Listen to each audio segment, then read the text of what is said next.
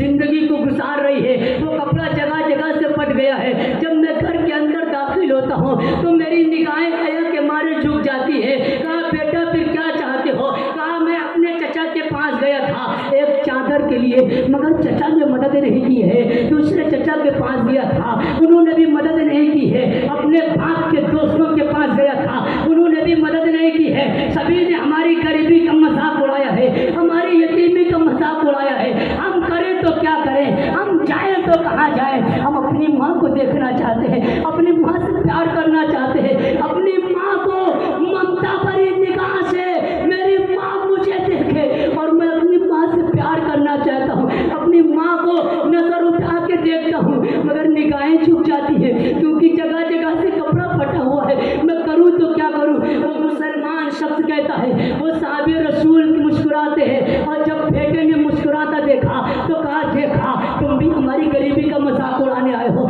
तुम भी हमारी यतीमी का मजाक उड़ाने आए हो। जाओ मेरी निगाहों से दूर हो जाओ, मेरी निगाहों से दूर हो जाओ। इस दुनिया में कोई हमारा नहीं है, कोई हमारा पुरसाने हाल नहीं है। अल्लाह अकबर। जब साहबे रसूल ने इतना सुना तो जवाब दिया, ऐ बेटा मैं मुस्कुरा इसलिए नहीं रहा हूँ, तेरी गरीबी का मजाक नहीं उड़ा रहा हूँ, तेरी यतीमी का मजाक नहीं उड़ा रहा हूँ, बल्कि मुस्कुरा इसलिए रहा हूँ कि दुनिया ने तुझे सताया है, दुनिया ने तुझे ठुकराया है, दुनिया ने तेरे लिए दरवाजे बंद किए हैं, मगर इसी मक्का के अंदर एक ऐसा भी दर है, एक ऐसा भी दरवाजा है जहाँ कोई जाता है तो खाली नहीं आता है, जहाँ कोई जाता है तो लौट के खाली नहीं आता है, उसके दामन को भरा जाता है, उसकी झोली को भरा जाता है। अल्लाह अकबर। इतना सुनना था। वो 10 साल का यतीम बच्चा आता है और कहता है क्या तुम कहते हो? जब सगे चचा ने जिसके अंदर मेरा खून है उसने मुझे ठुकरा दिया है, उसने मेरी